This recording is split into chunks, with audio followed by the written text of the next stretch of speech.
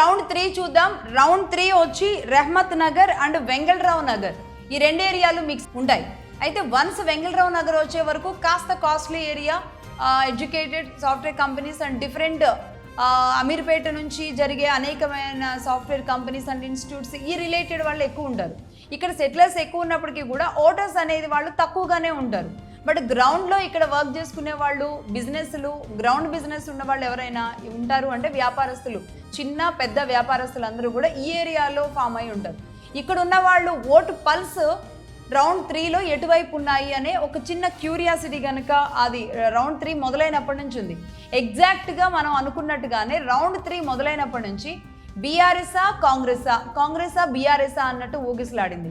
కనీసం ఇక్కడైనా బోణి కొట్టబోతుందేమో BRS, Vengala Rao Nagar and ఈ ఏరియాలో బీఆర్ఎస్ ఏమైనా ఆధిక్యంలోకి వస్తుందేమో అని చివరికంట చూస్తే కనుక ఇప్పుడు పూర్తిగా రిజల్ట్ వచ్చింది. రౌండ్ 3 విషయానికి వస్తే రెహ్మత్ నగర్ అండ్ వెంగళరావు నగర్లో కాంగ్రెసే 918 ఓట్ల తేడాతో లీడింగ్లోకి వచ్చింది.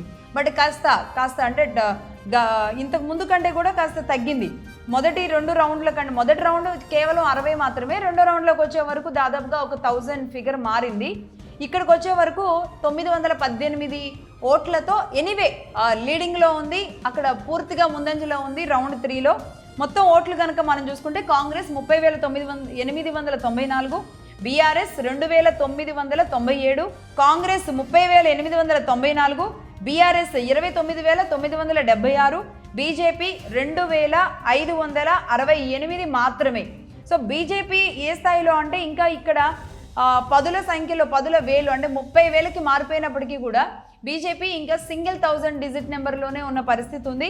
బట్ కాంగ్రెస్ అండ్ బీఆర్ఎస్ మాత్రం 1000 డిజిట్ నెంబర్లోకి మారిన పరిస్థితిని మనం చూస్తున్నాం.